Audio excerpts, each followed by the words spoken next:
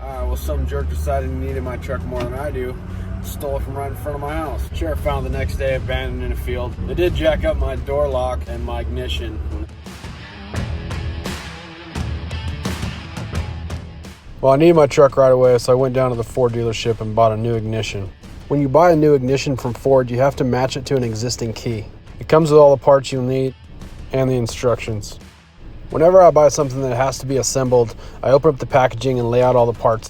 I do that so that I can see what I've got and if any of the pieces are missing. All of the parts were clearly labeled and neatly packaged.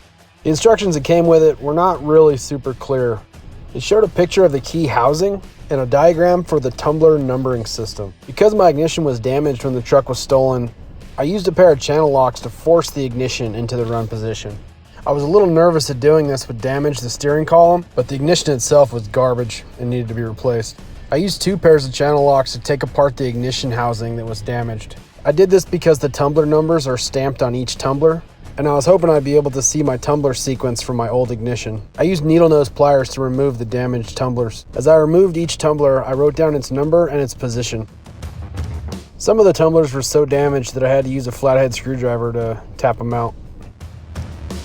I was able to see the number on each one of the tumblers except for the last one I removed. You can see that the tumblers were pretty messed up and the ignition itself was totally destroyed. But once I got all the tumblers out and identified the sequence, I could put the new ignition together. The new ignition comes with a small tube of grease. The ignition kit also came with really little springs that go in before each one of the tumblers. I put grease on the springs and the tumblers before installing them. After installing each one of the tumblers, I checked it with my key to make sure it was the right one. When I got done installing all the tumblers, I tried a couple different options for the last one. You can see that if the tumbler is not retracted all the way, it won't be able to freely turn inside the ignition housing.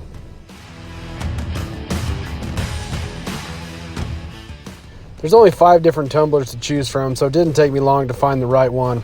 Once I got the right tumbler sequence, I could see that with the key in the ignition would be able to spin freely within the housing.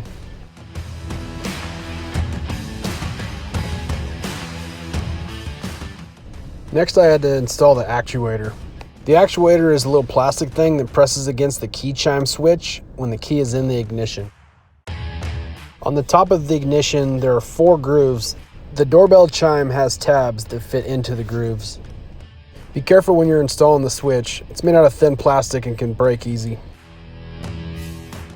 You can see that when the key goes into the ignition, it raises the actuator, which in turn raises the door chime switch.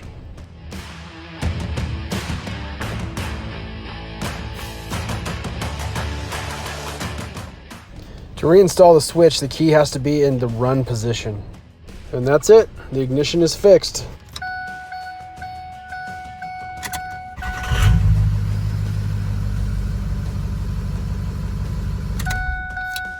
$130 and same key works. If you haven't already, subscribe to my channel. And if you like this video, give it a thumbs up. And don't forget to ring that bell so you don't miss the next one.